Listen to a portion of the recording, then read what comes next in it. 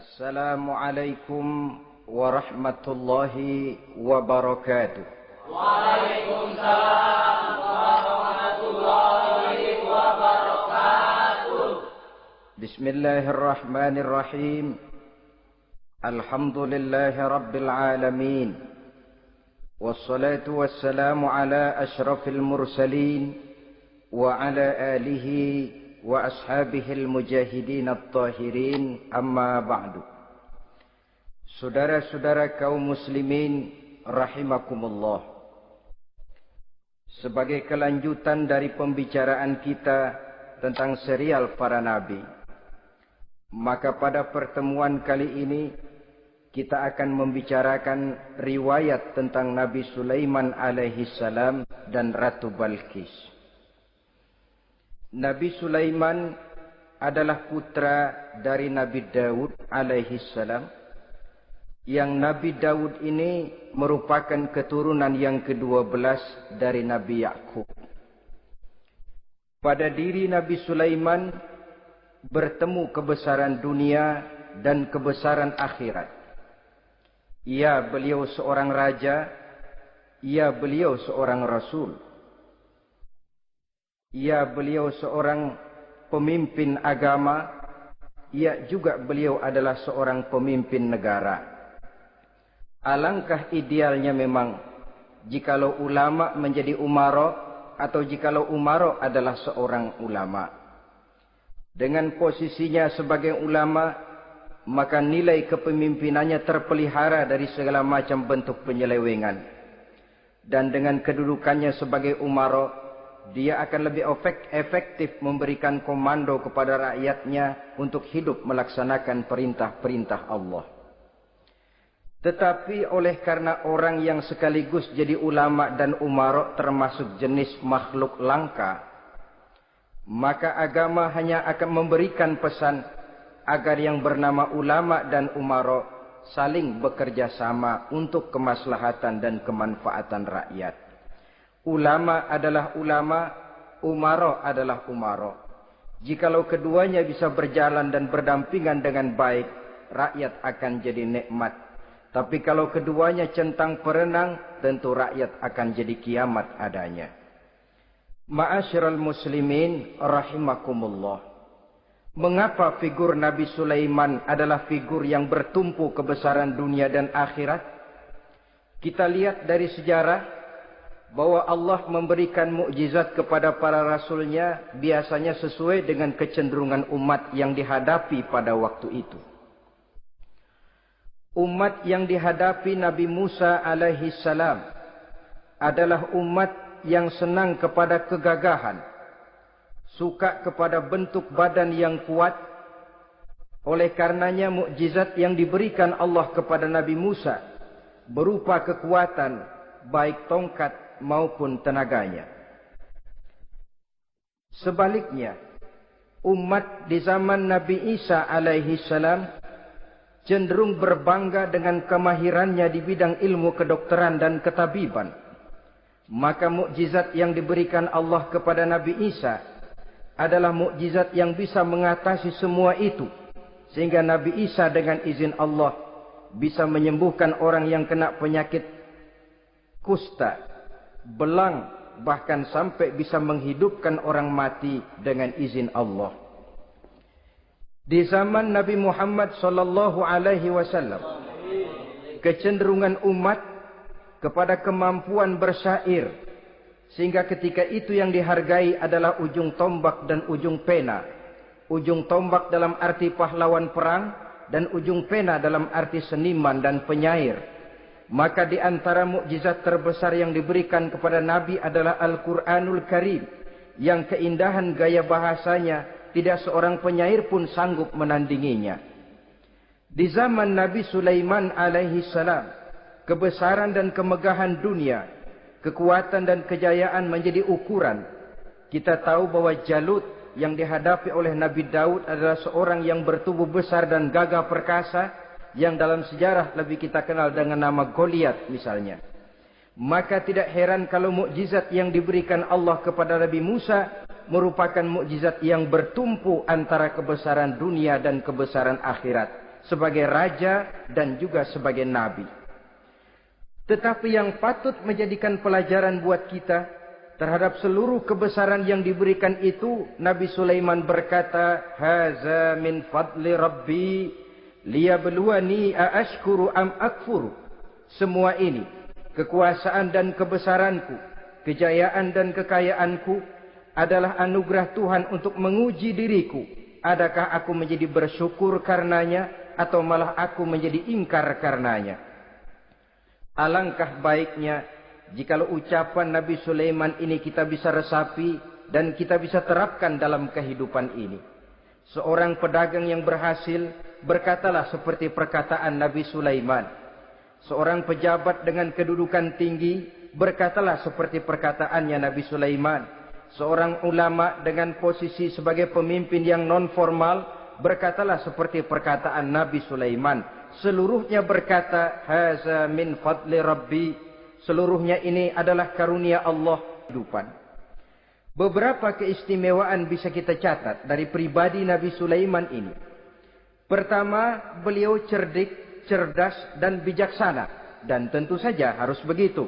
Kalau Rasul goblok, mana ada umat yang mau ikut.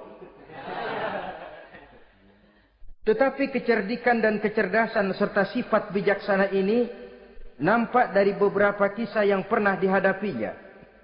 Pertama, di saat beliau berumur 11 tahun, ketika itu yang menjadi raja adalah ayahnya Nabi Daud, datang mengadu seorang petani bahwa sawah ladangnya, tanaman-tanaman yang ditanamnya habis dimakan oleh binatang ternak dari tetangga di sebelahnya. Maka ia mengajukan usul agar binatang ternak yang memakan tanam-tanamannya itu diberikan saja kepadanya. Nabi Daud meluluskan permintaan petani ini, tapi Nabi Sulaiman berkata, "Ayah, maafkan saya. Kalau boleh saya mengajukan usul, jangan seluruh binatang ternak gembala itu diberikan kepada petani. Akan lebih baik kalau binatang ternak yang memakan tanam-tanamannya itu diberikan kepada si petani selama 1 tahun. Apabila ia berkembang biak, beranak, hasil susunya seluruhnya selama 1 tahun itu boleh dimanfaatkan oleh petani tadi. Dengan demikian saya rasakan ini merupakan satu yang lebih adil ketimbang yang tadi itu." Keputusan Nabi Sulaiman ini diterima baik oleh ayahnya, oleh si petani, dan oleh si gembala tadi. Pada usia 11 tahun, ia sudah menunjukkan kecerdikan, kecerdasan, dan sifat yang bijaksana. Contoh yang kedua. Ada 2 orang ibu yang pada saat akan bekerja di ladang, masing-masing meletakkan bayinya di satu tempat. Lalu keduanya pun asyik pergi bekerja. Sedang kedua ibu itu bekerja dengan asyiknya, datanglah seekor serigala, menerkam salah seorang anak bayi. "Kalau kamu berdua tidak ada yang mau mengalah, sudahlah begini saja. Berikan bayi itu kepada saya, akan saya belah 2 supaya adil, masing-masing kamu bawa sarang sepotong." Ibu yang seorang berbinar matanya, kelihatannya gembira dengan keputusan itu. "Saya setuju Nabi Sulaiman, ini keputusan yang sangat adil. Betul, belah 2 saja bayi itu." Tapi ibu yang seorang malah berurai air matanya, membasahi pipinya. "Ya Sulaiman, daripada Tuhan belah 2 anak itu, biarlah berikan saja kepada ibu yang mengaku tadi itu. Tidak sampai hati saya melihat anak yang begini ini harus menjadi korban. Biarlah dia diasuh oleh ibu yang mengakuinya tadi, asal dia tetap hidup." Nabi Sulaiman tersenyum, lalu berkata kepada ibu yang berurai air mata tadi, "Ambillah anak ini, Bu, karena ia memang benar anak ibu. Sebab sekejam-kejamnya hati seorang ibu tidak akan sampai melihat anaknya dibelah 2. Adapun engkau ibu yang gembira, engkau sesungguhnya ibu yang kurang ajar. Cuma sekedar ngaku-ngaku, buktinya anak mau dibelah 2 kamu setuju. Ibu macam apa kamu anak dibelah 2 setuju?"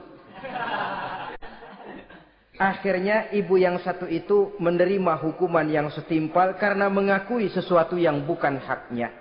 Di sini kita lihat kebijaksanaan yang dimiliki oleh Nabi Sulaiman alaihi salam. Bukti yang ketiga. Pada waktu beliau mengadakan jihad fi sabilillah, beliau mengadakan mobilisasi dana. Tidak cuma manusia, binatang seluruhnya ikut memberikan sumbangan. Ketika datang gajah, gajah nyumbang kerbau. Datang kerbau, kerbau nyumbang kambing. Datang kambing, kambing nyumbang ayam. Datang ayam nyumbang burung. Datang burung nyumbang balang. Datang balang nyumbang semut. Gajah yang nyumbang kerbau ngelihat balang nyumbang semut ketawa. Semut, balang, Nabi Sulaiman kamu berikan semut untuk apa kayak gitu kecilnya? Lihatin dong saya nyumbang kebo, kata gajah. Nabi Sulaiman tersenyum seraya bersabda, al-hadiyatu biqadril muhdi. Pemberian itu memang sesuai dengan kemampuan orang yang memberi. Kalau gajah nyumbang kerbau, itu wajar saja. Gajah besar, sumbangannya pun besar. Sebaliknya kalau balang nyumbang semut, itu juga memang pantas. Balang kecil, sumbangannya pun kecil. Yang tidak wajar kalau ada balang mau nyumbang kerbau, ada gajah nyumbang semut. Di sini kelihatan watak yang bijaksana dari Nabi Sulaiman alaihi salam. Ini merupakan ciri keistimewaannya. Setiap rasul dibekali dengan sifat ini yang namanya sifat fatonah. Cerdik, cerdas, dan bijaksana. Yang ini memang merupakan mukjizat. Kecerdasan seorang rasul tidak merupakan hasil sekolahan. Tapi merupakan bimbingan wahyu semata-mata. Dan ini yang tidak bisa ditandingi oleh manusia. Jadi jangan lalu ngambil dalih Rasul aja nggak sekolah pinter lalu ikut nggak sekolah ya goblok terus. Itu khususiat kok. Sifat yang namanya fatona itu merupakan bimbingan daripada wahyu. Adapun manusia jikalau dia mau cerdik, jikalau dia mau cerdas, jikalau dia mau bijaksana, dia harus belajar. Ya lewat bangku sekolah, ya lewat teman bergaul, ya lewat bertanya kepada orang-orang pandai atau autodidak. Dengan hidup banyak membaca dari kehidupan ini. Dengan demikian nilai kecerdikan, kecerdasan dan kebijaksanaannya akan bisa meningkat adanya. Ini keistimewaan pertama. Keistimewaan yang kedua, Nabi Sulaiman diberikan kekuasaan oleh Allah sehingga bisa menguasai angin, jin, bahkan juga mengerti segala macam bahasa binatang. Menguasai angin, beliau bisa menundukkan angin ribut dan memerintahkannya angin itu. Dalam surah Al-Anbiya ayat 81 kita temukan, Wali Sulaiman ar-riha asifatan tajri bi amrihi ilal ardil lati barakna fiha. Dan bagi Sulaiman, ia mampu menundukkan angin ribut yang bertiup menurut perintahnya ke permukaan bumi yang kami berkahi di dalamnya. Menguasai angin, barangkali istilah sekarangnya, memahami betul meteorologi. Itu sebabnya mukjizat hanya diberikan kepada Rasul. Orang yang jiwanya sudah stabil. Coba kalau potongan kita diberikan keistimewaan bisa ngatur angin, Saban Sari main angin. Nggak boleh ada orang kita keselin. Kesel sama orang, undang angin, hantam saja. Maka mukjizat semacam ini hanya diberikan kepada orang yang jiwanya sudah stabil. Ada satu cerita, namanya juga cerita, tapi kebenarannya mendekati. Seorang wali di tanah Jawa, sholat Jumat di Masjidil Haram di Mekah itu. Namanya wali kalau di Jawa kan pakai belangkon. Dia sembahyang di Masjidil Haram, ini ada orang Arab usil, tumben ngelihat belangkon. Ini apa di tengah masjid? Dia tepak belangkon itu. Miring di atas kepala. Begitu belangkonnya miring, tanah kayaknya ikut miring. Sehingga penduduk heran, ini apa tanah jadi miring begini? Lalu ada seorang wali juga yang alim dan mengerti. Lihat-lihat di tengah Masjidil Haram ada belangkon miring di atas kepala. Jangan-jangan ini sebabnya ini. Dia samperin, dia dananin lagi tuh belangkon rata. Tanah kelihatannya kayak rata lagi. Keistimewaan seperti ini pun hanya diberikan kepada orang yang jiwanya memang sudah stabil. Coba kayak kita diberikan keistimewaan kayak begitu. Main belangkon melulu. Saudara-saudara kaum muslimin rahimakumullah. Juga bisa menguasai jin, memerintahkan jin, dan juga mengerti segala macam bahasa binatang. Kita bisa lihat dalam surah As-Saba ayat 12 misalnya. Demikian juga tentang mengerti bahasa binatang. Pada satu hari Nabi Sulaiman dan bala tentaranya lewat di satu lembah. Lembah itu kebetulan lembah semut. Ketika mereka lewat di lembah itu, Raja Semut lihat dari kejauhan, dia pidato kepada rakyatnya para semut itu. Apa katanya? Ya ayyuhan namlu dukhulu masakinakum, la yahtimannakum Sulaiman wa junuduh, wa hum la yash'urun. Jadi ini Raja Semut melihat Nabi Sulaiman datang bersama seluruh bala tentaranya, dia pidato kepada rakyatnya. Saudara-saudaraku rakyat semut, di mana saja suara saya bisa didengar. Perhatian, perhatian. Ini Nabi Sulaiman mau lewat dengan seluruh bala tentaranya. Kamu semua supaya masuk ke dalam lubang kamu masing-masing. Sebab kalau kamu enggak masuk ke lubangmu masing-masing, akan diinjak oleh Sulaiman dan bala tentaranya. Sedangkan mereka tidak tahu kalau kamu kena injak. Masuklah semut itu seluruhnya ke dalam lubangnya masing-masing. Nabi Sulaiman senyum. Fatabassama dhahikan min qawliha. Mendengar ucapan Raja Semut ini, Nabi Sulaiman tersenyum. Lalu berkata, apa katanya? Rabbi auzi'ni an ashkura ni'mataka allati an'amta alayya wa ala walidayya wa an a'mala salihan tardahu wa adkhilni birahmatika fi ibadika salihin. Satu pengakuan yang tulus, yang jauh dari watak kesombongan. Mendengar Raja Semut berkata semacam itu, beliau senyum. Lalu berkata, wahai Allah, tetapkan kiranya hati saya ini untuk selalu bersyukur terhadap nikmat yang engkau karuniakan kepada saya. Karena nikmatku, nikmat yang engkau berikan kepadaku, saya mengerti bahasa binatang. Ngomong begitu, beliau akan berkata, iya, masuk tidak buruan. Tapi kan tidak. Malah beliau perintahkan bala tentaranya, pasukan, berhenti. Ada apa Nabi Sulaiman? Di depan kita ada kerajaan semut. Mereka lagi kocar-kacir masuk ke sarangnya masing-masing. Tunggu sampai mereka masuk dan kita bisa lewat dengan aman tanpa harus menginjak-injak mereka. Bala tentaranya di stop dan berhenti. Ternyata kebesarannya tidak menyebabkan ia lalu memandang remeh sampai kepada makhluk yang bernama semut sekalipun. Masih tetap dihargainya sebagai makhluk dari Allah Subhanahu wa ta'ala. Sesuatu yang perlu menjadi contoh kita semua. Sebab orang bilang kadang kacang sering lupa akan kulitnya. Kadang posisi kita yang tinggi menyebabkan kita lupa dari mana kita berasal. Kadang harta yang kita miliki menyebabkan kita lengah dari mana kita datang. Akhirnya yang timbul adalah sifat sombong dan angkuh. Ibarat kata orang, kacang lupa dengan lanjarannya. Ma'asyiral muslimin rahimakumullah. Ini kebesaran dan keistimewaan yang diberikan Allah kepada Nabi Sulaiman alaihi salam. Apa yang perlu kita jadikan tamsil dan ibarat dari kebesaran ini? Saudara-saudara kaum muslimin rahimakumullah.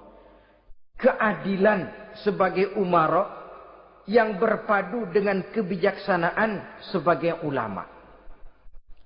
Satu hari seorang sahabat bertanya kepada Rasulullah sallallahu alaihi wasallam.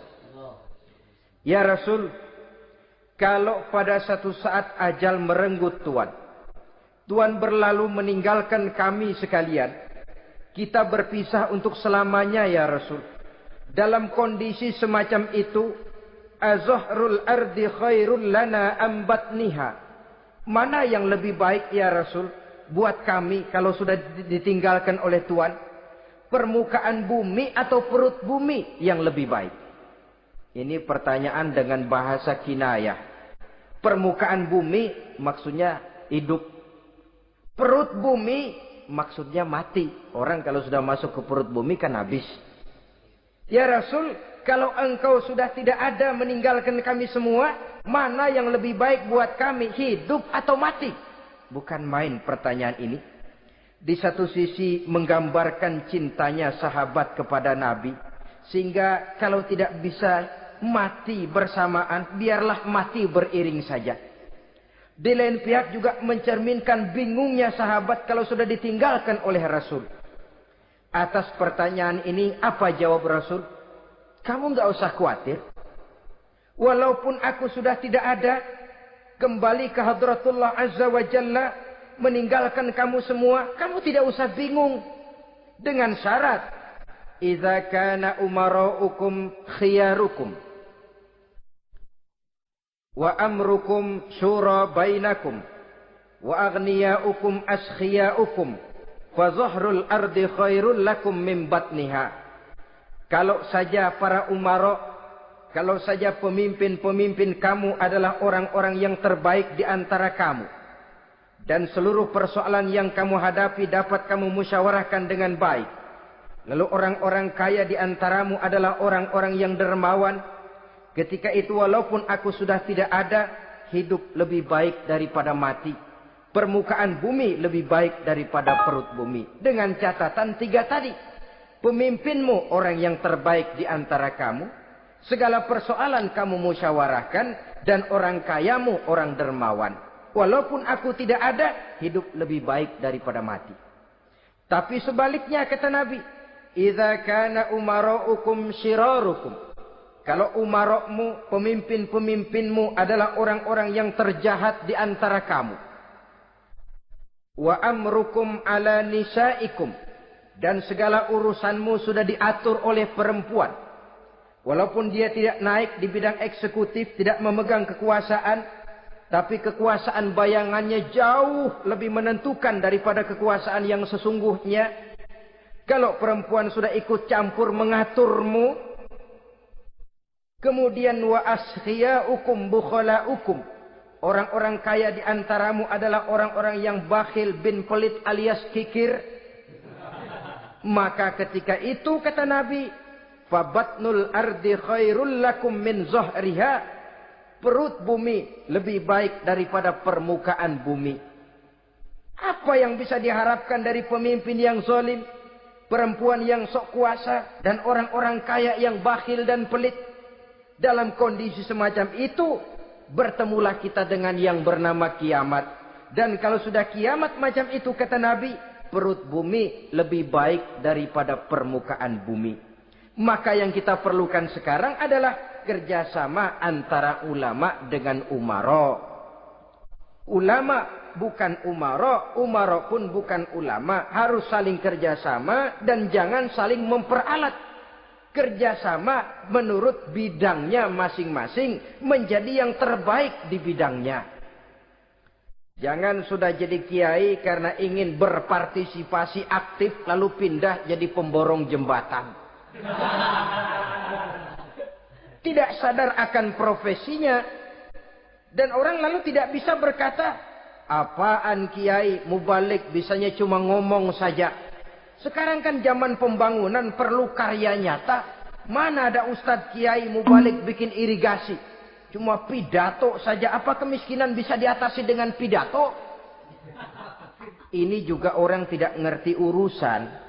Wong Nabi saja ngajarin kok. Iza wusidal amru ila ghairi ahlihi fantaziris sa'ah. Yang kemudian diterjemahkan dalam manajemen modern. The right man on the right job. Bahwa persoalan harus diserahkan kepada orang yang memang ahlinya.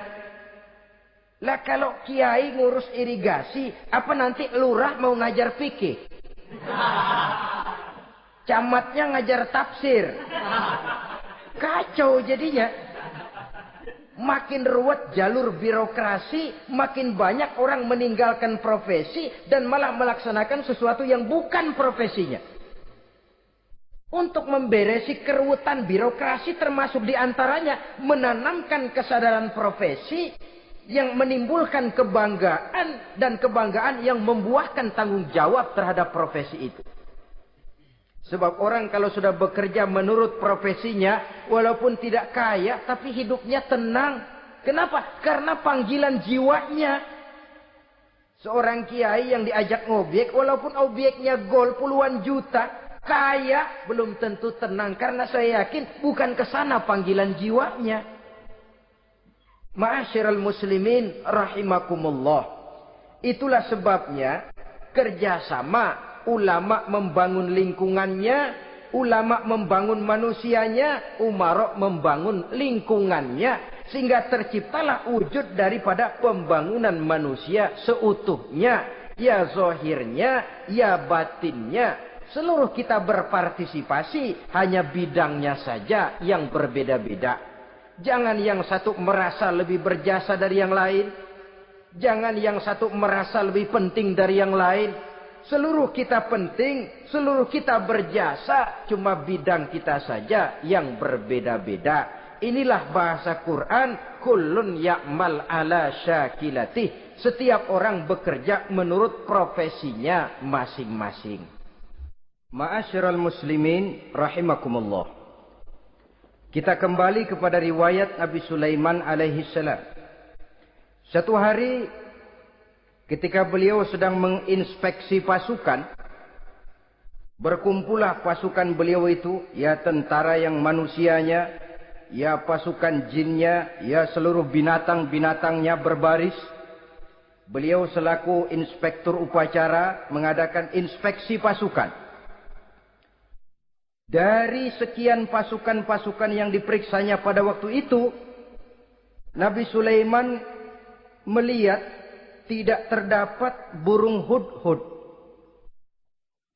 Beliau bertanya-tanya, "Ma liya aral hudhuda am kana minal ghaibin?" Kemana burung hudhud? Orang lain pada kumpul, dia sendiri tidak ada.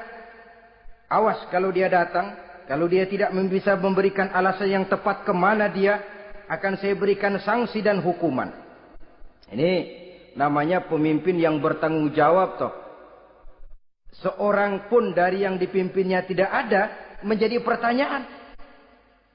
Tidak lama kemudian datang burung hudhud. Begitu datang lalu memberikan laporan kepada Nabi Sulaiman. Kalau istilah sekarang, begitu dia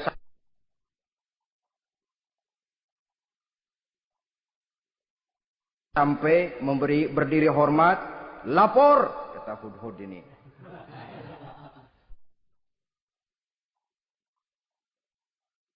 Bagaimana hudhud? Maaf Tuan Raja, saya terlambat. Iya, kenapa terlambat? Patroli Tuan Raja. Kemana saja kamu patroli? Keliling. Lalu apa hasilnya? Inni wajadtu imra'atan tamlikuhum wa utiyat min kulli syai'in wa laha 'arsyun 'azim. Saya baru patroli ke satu negara yang bernama Sabah, Tuan Raja. Sabah, saudara tahu Sabah? Di mana itu? Dekat ibu kota Yaman sekarang. Di sana Tuan Raja, kata hudhud ini, wajadtu imra'atan tamlikuhum. Yang jadi raja perempuan. Kalau Tuan raja besar, Tuan orang laki. Ayah Tuan raja besar, Nabi Daud, laki. Ini mah model Tuan Raja. Orangnya rajanya raja besar tapi perempuan. Tumben saya ngelihat ada raja perempuan. Kerajaannya begitu besar. Begitu. Iya. Lalu dia jadi raja bagaimana? Ya mewarisi kerajaan ayahnya Sri Baginda Raja Sarahil. Ketika ayahnya wafat, dia naik. Walaha arsyun azim. Singgasananya besar, bagus, antik Tuan Raja. Terus bagaimana lagi?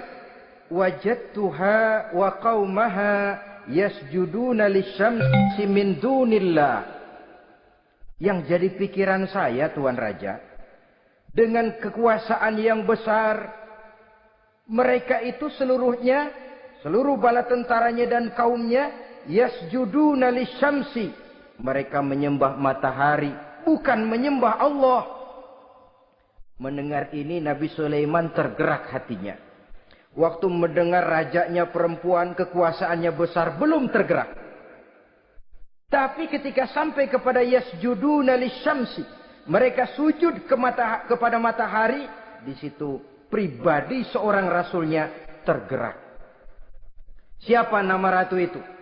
Namanya Ratu Balkis, Tuan Raja. Begini, Hudhud. Laporan kamu saya terima. Alasan kamu datang terlambat bisa dipertanggungjawabkan. Kamu tidak kena hukuman. Cuma begini saja, Hudhud. Karena kamu yang laporan, kamu yang tahu lokasi negaranya, kamu yang harus melaksanakan tugas ini. Apa, Tuan Raja? Idhab bi kitabi hadza fa'alqih ilaihim. Kamu berangkat lagi ke negeri Sabah, bawa surat saya, berikan kepada mereka. Thumma tawalla anhum. Kemudian kamu berpaling dari mereka, tapi jangan pulang. Fanzur madza yarji'un. Lihat apa reaksi mereka setelah menerima surat ini. Baik, Tuan Raja, baik. Nabi Sulaiman menulis sepucuk surat kepada Ratu Balkis, dan surat itu dibawa oleh burung Hudhud tadi. Terbanglah si burung Hudhud ini ke negeri Sabah, masuk ke istana Ratu Balkis, dan surat itu jatuh di kamar Ratu Balkis. Diambil surat tadi, kemudian dibaca. Apa isi suratnya? Innahu min Sulaiman, wa innahu bismillahirrahmanirrahim. Alla ta'lu alayya wa'tuni muslimin. Surat ini dari Sulaiman. Bismillahirrahmanirrahim. Jangan kamu merasa lebih tinggi dari aku. Datanglah ke surat semacam ini. Ratu Balkis lalu ngumpulin para pembantu kerajaan, aparat pemerintah lah zaman sekarang. Termasuk menteri-menteri dipanggil. Sidang darurat di istana Ratu Balkis, membahas datangnya surat dari Nabi Sulaiman alaihissalam. Tuan-tuan para menteri, bagaimana Sri Ratu? Saya dapat surat. Dari mana? Dari Sulaiman. Katanya apa? Jangan kamu merasa lebih hebat dan lebih tinggi dariku. Datanglah kemari dan masuklah ke dalam agama Islam. Menurut pendapat tuan-tuan menteri, bagaimana surat ini? Apa kita penuhin permintaannya? Kita datang rame-rame masuk Islam? Oh, kata menteri, jangan dulu tuanku. Gengsi dong. Kita ini kan kerajaan besar. Tentara kita gagah. Masa mau menyerah tanpa syarat? Soal nanti kita kalah atau menang itu soal lain, Tuan Ratu. Tapi bahwa kita punya harga diri itu harus kita tunjukkan lebih dulu. Jadi menurut Tuan Menteri bagaimana? Kami sih nunggu komando Tuan Putri saja. Artinya kalau boleh perang saja. Cuma mau duluin takut dikira nyelongcong. Kami sih gimana komando Tuan Ratu saja. Tuan komandokan berangkat, kami segera berangkat. Terserah Tuan Putri, kami seluruhnya loyal, taat dan setia menunggu titah dari Sri Paduka Ratu. Terima kasih para menteriku. Soal kesetiaanmu saya tidak meragukan. Tapi perang dimanapun selalu membawa kerugian. Kita menang rugi, tentu jatuh korban. Apalagi kalau kita kalah. Dan raja-raja yang mengalahkan negeri-negeri lain selalu membawa kehinaan kepada negeri yang dikalahkannya. Jadi bagaimana? Sekarang begini saja. Kita ambil jalan tengah. Lalu diplomasi dulu. Diplomasi macam apa Tuan Ratu? Kita kirim utusan kepada Nabi Sulaiman. Dari sana nanti kita lihat reaksinya. Saya memang selama ini sudah dengar siapa itu Nabi Sulaiman. Katanya orang yang masih muda, masih bujangan, bijaksana, kekuasaannya besar, tentaranya hebat. Cuma kan baru berita. Kita cek. Jadi diplomasi macam apa Tuan Ratu? Kita kirim utusan kepada Raja Sulaiman. Kita bawakan hadiah-hadiahnya. Yang mahal-mahal, mewah-mewah, menarik. Pokoknya yang terbaik di negeri kita, berikan kepadanya. Lihat reaksinya. Kalau dia tergiur dengan hadiah itu, dia raja. Bukan nabi. Tapi kalau dia menolak hadiah itu, dia memang nabi. Dan apa reaksi kita nanti, tergantung sikap Nabi Sulaiman. Aha, kalau begitu setujulah ratu. Itu memang bijaksana. Diplomasi dulu. Iya, jangan datang-datang main perang aja loh. Perang sih gampang. Tapi ini kan ada meja perundingan. Sepanjang masih kita bisa menempuh jalan damai, damai saja dulu. Baik. Maka diaturlah satu barisan diplomasi untuk menuju Palestina, kerajaan Nabi Sulaiman alaihi salam. Rombongan terdiri dari 500 orang. Laki-laki dan 500 orang perempuan. Yang laki ganteng, yang perempuan cantik. Yang laki dikendarai dengan kuda-kuda pilihan, dan yang perempuan dikendarai dengan keledai-keledai pilihan. Kuda dan keledai pun dihiasi begitu rupa. Pelanaknya yang terbagus dilapis dengan sutra. Sedangkan bawaan-bawaannya tidak lain daripada intan, berlian, mutiara, jamrud, yakut, kesturi yang dilapis dengan sutra tenun yang asli. Pendeknya hadiah yang serba wah. Dan rombongan ini dipimpin oleh seorang diplomat ulung dari negeri Sabah bernama Munzir bin Amru. Ini ahli diplomasi dari negeri Sabah. Dipesanlah oleh Ratu Balkis, kalau datang nanti kamu ke negeri Sulaiman, sikapmu harus begini, begini, dan segala macam. Ditatar dulu. Sebab ini mau diplomasi tingkat tinggi. Baik, Sri Ratu. Nah, sudah mendengar perundingan ini, burung hudhud pulang ke negeri Nabi Sulaiman. Apel lagi, lapor Tuan Raja. Bagaimana hudhud? Sikapnya mereka akan mengutus utusan dengan membawa berbagai macam hadiah untuk datang ke negeri kita. Baik. Nabi Sulaiman kumpulkan tentaranya, terutama para jin. Hei tentaraku, khususnya kalian para jin, akan datang rombongan tamu besar ke negeri kita.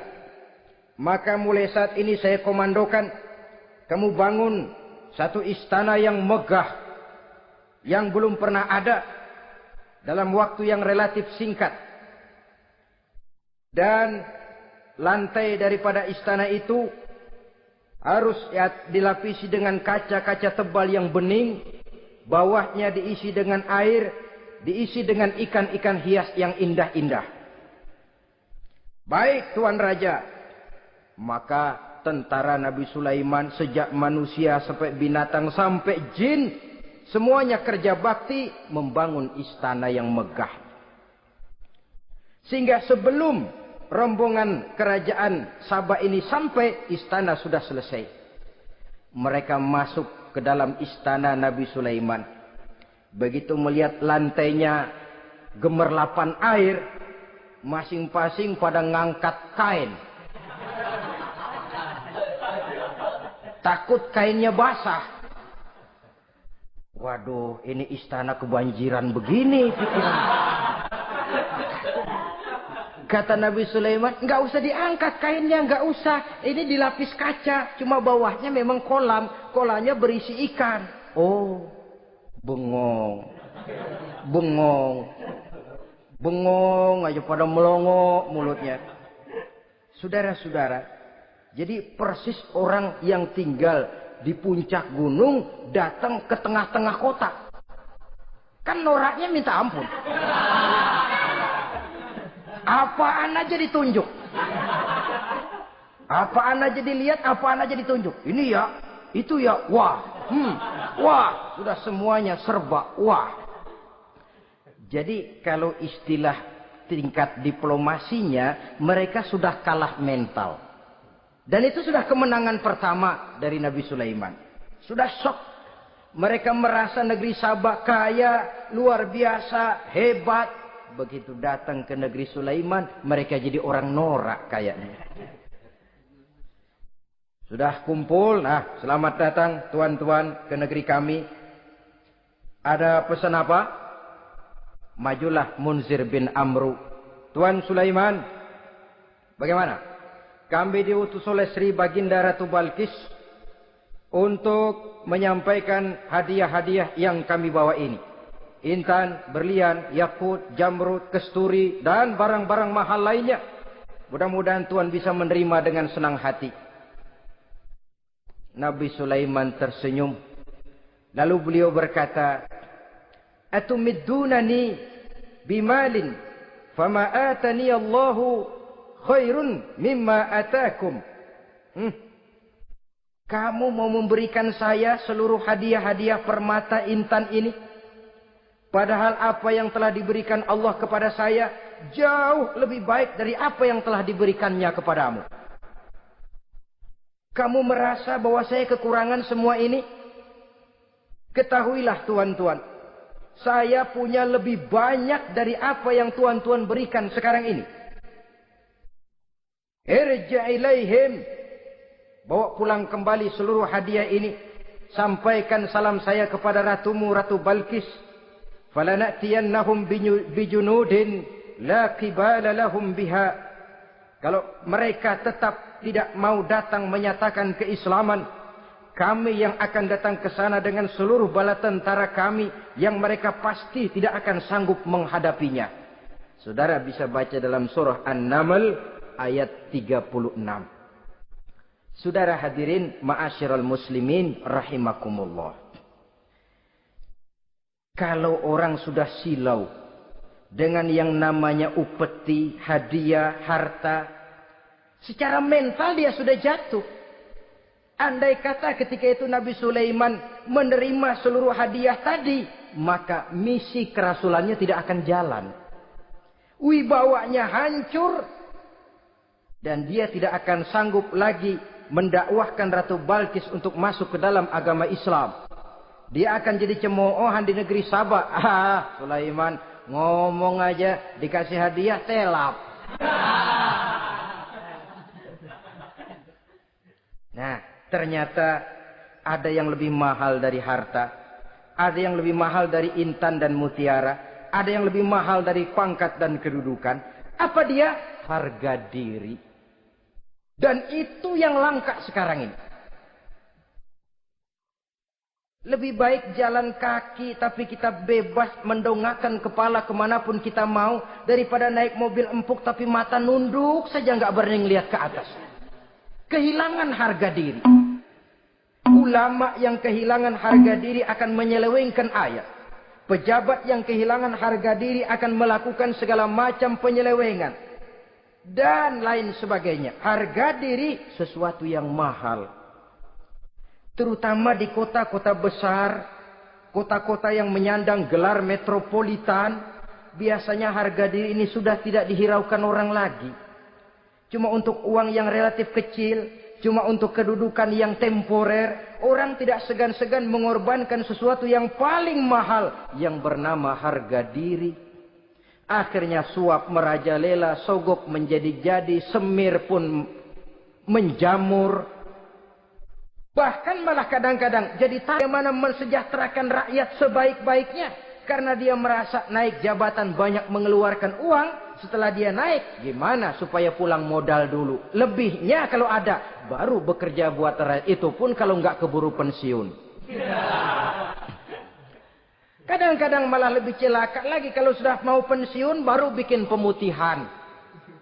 Wah, saya baru rajin iktikaf di masjid. Pergi haji. Kenapa? Udah pensiun. Tapi waktu masih aktif, tanda tangan masih laku, nota masih dihargai, kata belece masih berwibawa, lupa berbuat untuk hari depan dirinya sendiri, yaitu akhiratnya, konon lagi untuk umat dan agamanya. Jadi untuk mengabdi, berbuat baik kepada umat, berkhidmat kepada agama, iktikaf di masjid, tuan-tuan, tak usahlah nunggu sampai pensiun. Manfaatkan posisi yang tuan-tuan punya sekarang ini untuk beribadah dengan sebaik-baiknya. Itu pun masih bersyukur, masih bisa mengadakan pemutihan daripada tidak sama sekali. Cuma alangkah akan lebih efektifnya lagi kalau itu diawali pada saat kita masih mempunyai posisi kunci. Ini reaksi Sulaiman, saudara-saudara. Diberikan hadiah yang mahal, atau midunani bimalin. Kamu mau nyogok saya dengan hadiah ini? Yang diberikan Allah lebih hebat dari yang kau bawa sekarang ini. Apa yang saya cari? Oleh Allah saya telah diberikan sesuatu yang lebih besar dari yang kau bawa. Sudah, bawa pulang saja. Sampaikan salam kepada ratumu. Kalau dia tetap ngotot tidak mau kemari, saya yang akan datang ke sana dengan seluruh bala tentara yang saya yakin sampean akan kewalahan ngadepinya. Pulang, sampaikan salam saya, bawa seluruh hartamu. Diplomasi tahap pertama menang total. Utusan Raja Sabah sudah kalah mental, kalah juga fisik. Pulanglah mereka dengan membawa kembali seluruh hadiah yang mereka ingin sampaikan tadi. Bisa dibayangkan mentalnya itu. Ya. Sama juga kita sudah punya niat ingin menyogok seseorang. Tahu-tahu yang mau disogok nggak nerima. Pulang kayaknya muka kan belipet. Sulit ketemu orang. Jadi perasaan kita orang pada ngetawain aja. Padahal orang mah nggak tahu persoalannya. Tapi sikap mental sendiri itu. Jadi memang saudara-saudara ini berkaitan. Walaupun yang mau nyogok banyak, kalau yang disogok nggak mau, nggak jadi. Walaupun ada yang minta disogok, kalau yang mau nyogok nggak ada, juga nggak nyetel. Lah ini nyetel, yang mau nyogok banyak, yang disogok pun ada. Jadilah perbuatan itu. Ma'asyiral muslimin rahimakumullah. Sampai mereka di kerajaan Sabah, mereka ceritakan itu. Ratu Balkis bengong. Ternyata yang saya dengar selama ini memang benar rupanya. Sulaiman bukan cuma raja, tapi juga rasul. Bukan cuma pemimpin negara, tapi juga pemimpin agama. Lalu bagaimana, Sri Ratu? Biar saya pikir-pikir dulu. Pikir. Bagaimana ya? Sudahlah, begini saja. Kita sekarang berangkat ke negeri Nabi Sulaiman. Saya yang akan langsung memimpin rombongan. Ada dua tujuan Ratu Balkis sebenarnya. Tujuan pertama ingin melihat dengan mata kepala sendiri kebesaran Sulaiman yang selama ini dia cuma dengar beritanya saja. Yang kedua, ada udang di balik batu. Kalau setelah Nabi Sulaiman nanti melihat kecantikan Ratu Balkis ini, dia bisa fly. Nah, istilah anak sekarang, dia bisa fly. Nah, siapa tahu kan karena kecantikannya Nabi Sulaiman lalu jatuh hati dan Dewi Amor pun bicara. Nanti bila mata bertemu mata, bibir ikut senyum, hati berdetak. Maka terjadilah magnet-magnet saling bersentuhan, percintaan tingkat tinggi. Kan lumayan dapat suami, dapat pacar seorang raja besar. Jadi dengan harapan ini berangkatlah Ratu Balkis ke negeri Nabi Sulaiman. Hud lapor lagi. Lapor. Bagaimana Hud? Ini Ratu Balkis yang mimpin sekarang. Baik, kita siap-siap. Begini saja, kata Nabi Sulaiman. Siapa yang bisa bawa singgasana Ratu Balkis ke sini? Jin Ifrit tampil. Saya. Berapa lama kamu perlukan untuk membawa singgasana Ratu Balkis kemari? Sebelum Tuan bangun dari tempat duduk, itu singgasana sudah bisa sampai kemari, Tuan Raja. Bagus. Ada yang bisa lebih cepat? Saya, kata seorang ulama. Berapa lama? Sebelum Tuan kedip. Asal Tuan kedip, Tuan melek lagi, singgasana sudah sampai di sini. Baik, kerjakan.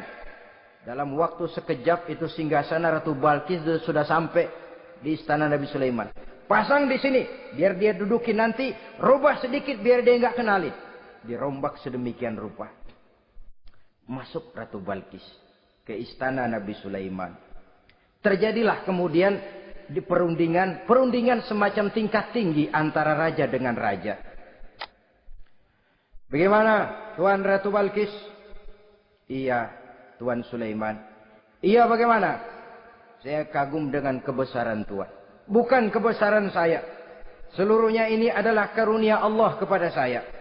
Saya dengar Tuan-Tuan menyembah matahari.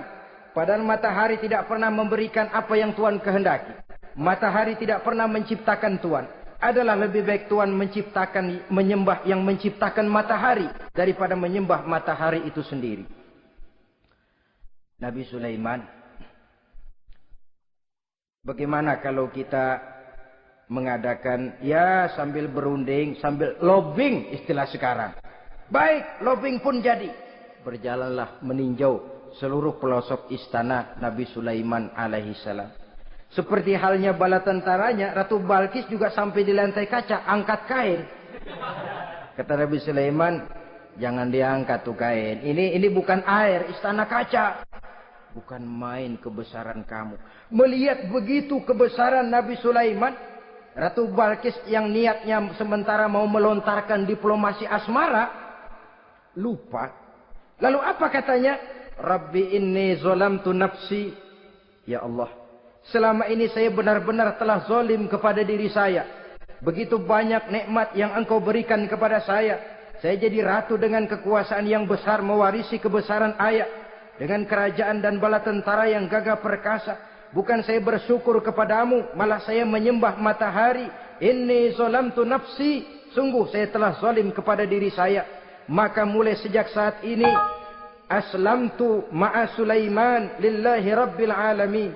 Mulai sejak saat ini ya Allah, saya nyatakan diri, saya masuk Islam, bertuhankan Allah Rabbul Alamin. Saya tunduk kepada Nabi Sulaiman alaihi salam. Masuk Islam sebelum diplomasi asmaranya melayang, saudara-saudara. Sudah masuk Islam? Sudah. Nah, Ratu Balkis sekarang bagaimana? Ya Nabi Sulaiman, kalau saya masuk Islam, apakah kerajaan saya akan tunduk dan diatur oleh kerajaan Tuhan? Tidak. Kamu persilakan pulang ke kerajaanmu. Atur negerimu menurut cara yang kamu mau, asal sesuai dengan perintah Allah. Saya bukan penjajah. Saya cuma mengajak kamu ke dalam Islam. Saya tidak ingin meluaskan wilayah saya. Asal kamu sudah masuk Islam, tugas sudah saya jalankan. Perkara kerajaanmu, kau pulang, kau atur dan kau tetap jadi raja. Jangan merasa kalau sudah masuk Islam lalu kerajaanmu saya caplok. Islam bukan penjajah, Ratu Balkis. Baiklah Nabi Sulaiman, saya tahu. Tapi untuk melanggengkan kerjasama antara kerajaan Sabak dengan kerajaan Tuan, caranya bagaimana? Mulai ngojok-ngojok.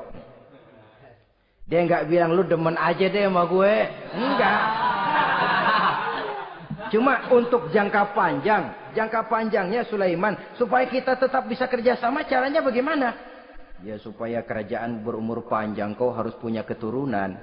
Kata Nabi Sulaiman. Itu kan berarti saya harus nikah. Memang. Tapi saya ratu. Suami saya kan paling kurang juga harus maharaja, sahansah. Ya sebenarnya sih cuma dia nggak bilang aja. Di kerajaan gue nggak ada yang setimpal. Gue maunya sama elo. Itu kalau bahasa kita. Cuma ini kan bahasa perempuan. Perempuan kan paling pintar nahan perasaan. Nggak kayak orang laki. Orang laki kalau lagi mabok cinta teler. Sama siapa aja dia cerita. Gue kan lagi demen sama si Ano. Lain sama perempuan, dia paling bisa jaga perasaan. Saya kalau begitu, saya harus kawin dengan maharaja. Ya kamu tinggal pilih saja, kata Nabi Sulaiman. Nabi Sulaiman, ini Perdana Menteri udah pada mesem-mesem, udah paham ke arah mana maksudnya. Bagaimana kalau kita kukuhkan saja dua kerajaan ini, Nabi Sulaiman? Saya pun setuju kalau itu kamu punya mau. Wah, ini Perdana Menteri takbir semua. Allahu Akbar, Alhamdulillah, Alhamdulillah. Sampai akhirnya Nabi Sulaiman pun menikah dengan Ratu Balkis. Bergabunglah dua kerajaan besar itu. Saudara-saudara kaum muslimin rahimakumullah. Kemudian setelah bertahun Nabi Sulaiman wafat.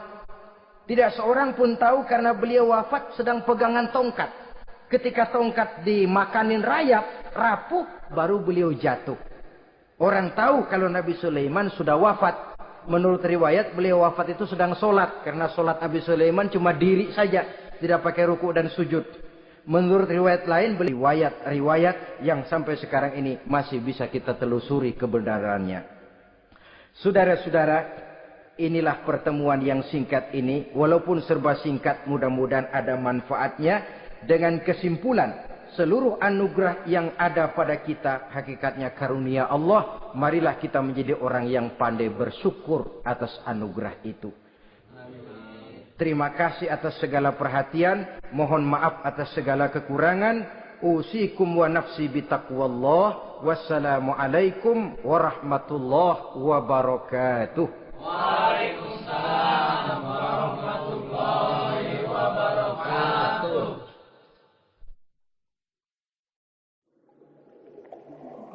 Mm-hmm.